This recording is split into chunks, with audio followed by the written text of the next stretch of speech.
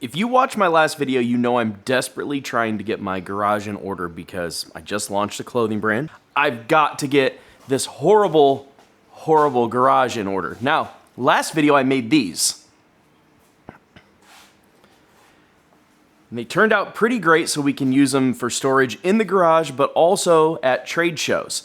But as you can see, there's still a ton of stuff on there, and oh my gosh, I just have a ton of stuff. My goal is to get everything in these, these bins, in these totes, and I need to do something different. So when the fine folks at FlexiMounts sent me an email asking if I wanted to review something, I said, absolutely. What I'm going to do today is install this 4x8 ceiling mounted rack that you can use for storage. I had one of these in my last house and it was pretty easy to install, and it was actually from this company and I bought it full price, but I left it there when I moved because I was in a hurry and I didn't feel like taking it down. Also, the ceiling was a lot higher in that garage, but this garage is absolutely perfect for that rack because not only is it 4x8, which, we've got our studs up here, but also that this can be adjustable between 22 and 40 inches. So you can have it, 22 inches from the ceiling all the way down to 40. This is a pretty easy project, so I'm gonna go ahead and get it unboxed and get it started, and I'm gonna show you some of the steps that you need to take to put this in. Again, this is a pretty easy project, and I'm really excited for the results, especially because I have all these totes that need to get off the ground so I have more floor space. And don't miss out on FlexiMounts Amazon Prime Day sale where you can save up to 40% off. There are links in the description below, and those also help out the channel a little bit. The first thing you're gonna wanna do once you get it unboxed is to get these laid out, and this is how we're gonna do this. You could do a couple different configurations, but I think this is probably the best one, and it's the recommended one. And then get all of your pieces set out and separated because it'll make it a lot easier. So this is what it's going to look like. The instructions are pretty clear. We have to start mounting these to the stud, and they even gave you an installation template, which is kind of nice, right? All right, so this is the spot that mine is going in. Next thing we're going to do is we're going to take these brackets and we're going to install them on like the mounting surface. So you'll see that you have a series of holes down here, and these just go like this, and you'll see that the holes line up and they're already threaded. So then we'll take our screws and put them in there. You'll do this in 4 different places. So you'll connect the 2 outside ones on each side, and you won't do the middle just yet.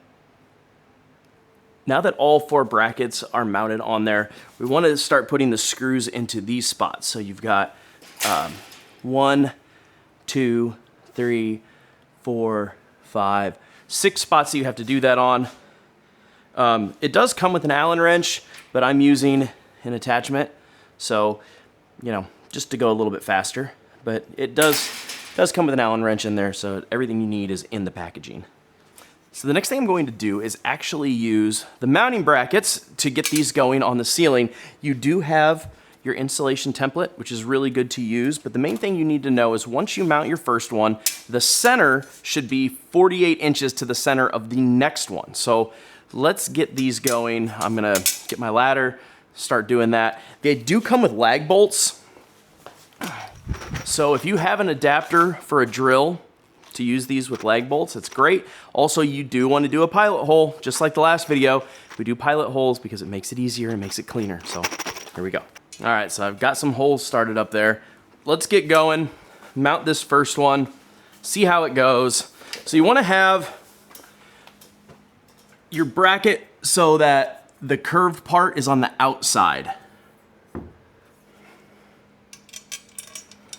And then when you mount these, you have all of the longer slots. You want to use those because that way you have some room to maneuver these in case you have to, depending on how the equipment lies.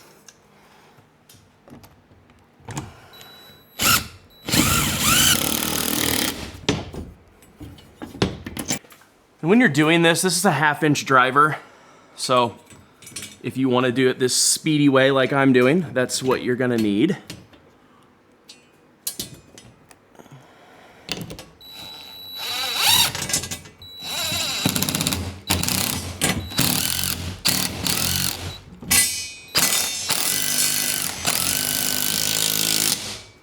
we go.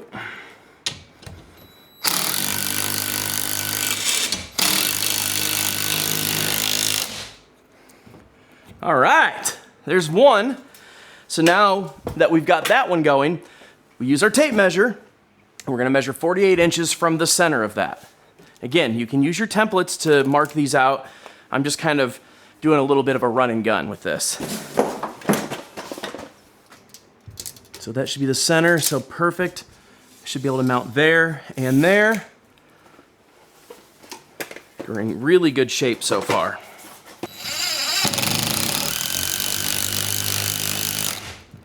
And when you're doing this, don't get too crazy on getting those secured all the way.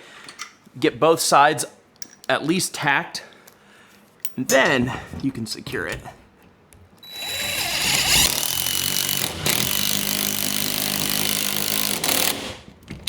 There's one. There's two. Great. Last one for this side.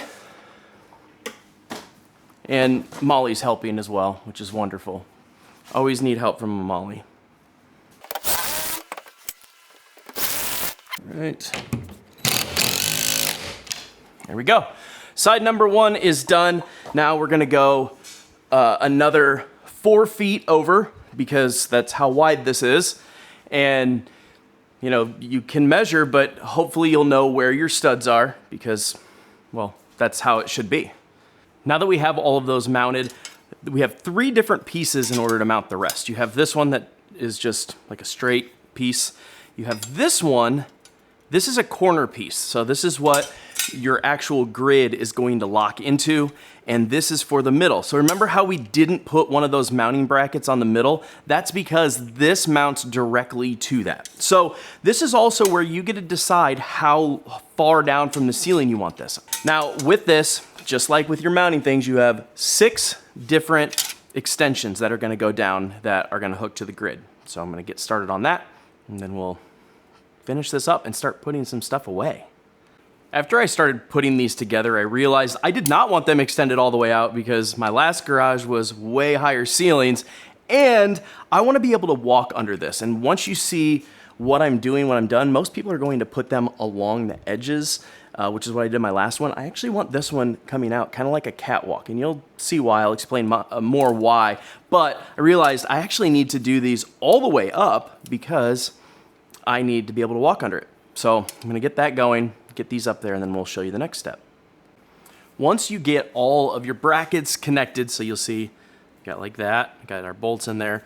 Now we're gonna have to connect them to the ceiling brackets. Again, try to use the middle of those as much as possible.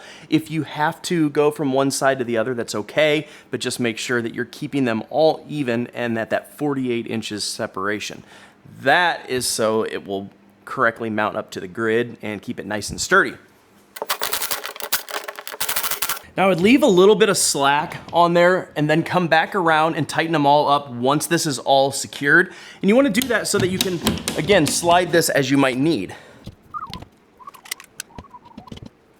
We're almost done, just last step, and that is putting the grid up there. Now this part gets very tricky if you're doing this by yourself, because this is heavy and you have to try to leverage it. So this is much better to do with an extra person. I don't have an extra person. I only have Molly. So I'm gonna be careful and gradually put this up there, and fingers crossed. But again, try to have somebody's help when you're doing this, because it is heavy.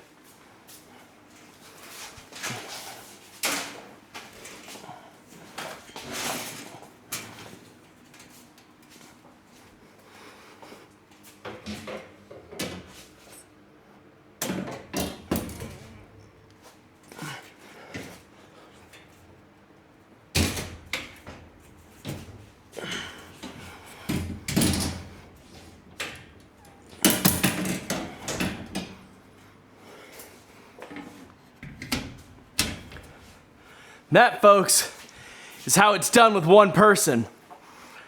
This is why you need chuggers.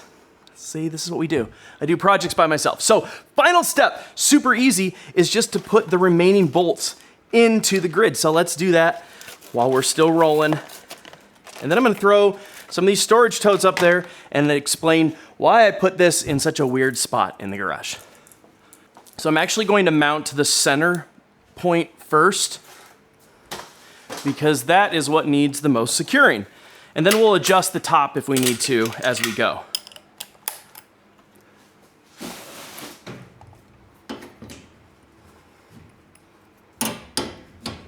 So I'm already seeing like we're off a little bit on the size as far as like how far down it needs to go, I think. Maybe not, never mind. That was just me being silly.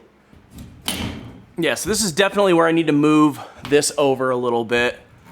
So I'm gonna get one of these secured and tight, and then I'm gonna go back up and move it.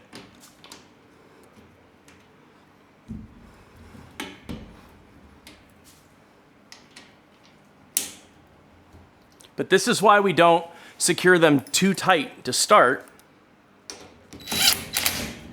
because a lot of times we're gonna need to make a move or two. Not a big deal, but I am gonna go ahead and secure these outside ones so we're safe as I'm sitting underneath this.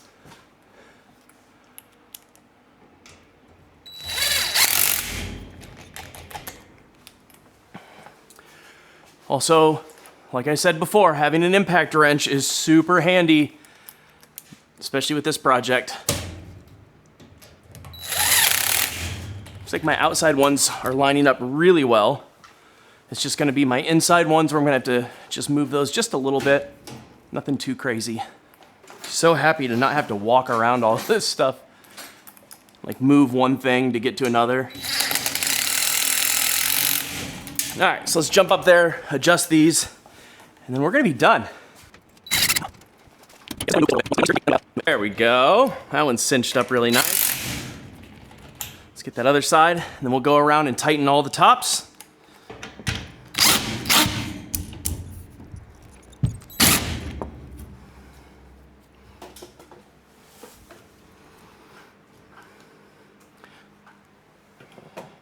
This one might have to go over, this one has to go over one whole space. All right, now we're gonna do the final step, go around, tighten it up. All right, we're all done, so let's go take the final look on this. So as you can tell, I can walk under this just fine. Don't have to worry about ducking or anything. And the reason that I left this extra space up here is so that I can access it from both sides. One thing that I found was a problem before when I put one in the corner, like right against the wall, was that anything that was on the side against the wall I had to take everything down to get to it. So this way, I don't have to do that. I can still walk under it, but what's cool is you can also get hooks for these. So if you wanna hang like a bicycle or other things from this, you can do that. And with having that extra space that I've got here, I can put some things on the wall back here that are kind of out of sight, out of mind, like cables or extension cords, things like that. So I'm gonna throw up some of these totes and we'll see how this thing works. But this was a really, really easy project. Anyone can do this in probably about an hour. If you have two people, it'll be even faster, but I'd have no worries with this. The biggest worry is mainly just getting it secured into your studs, but in a garage, a lot of times they're not finished, so you can see those studs. And there it is, folks. I've got some totes up there. I've got plenty of extra room, but the fact that I was able to get 8 totes up there easily and still have quite a bit of space, here's for reference. So there's 8 totes right there, and I was able to put them up here, out of sight, out of mind. They're things that I don't use very often, but I do have them labeled, and like I said, I did this so that I can access them from both sides. If you have a taller ceiling, then you can easily drop this down further, or if you don't mind having it lower where you could probably not walk under it, that's an option too.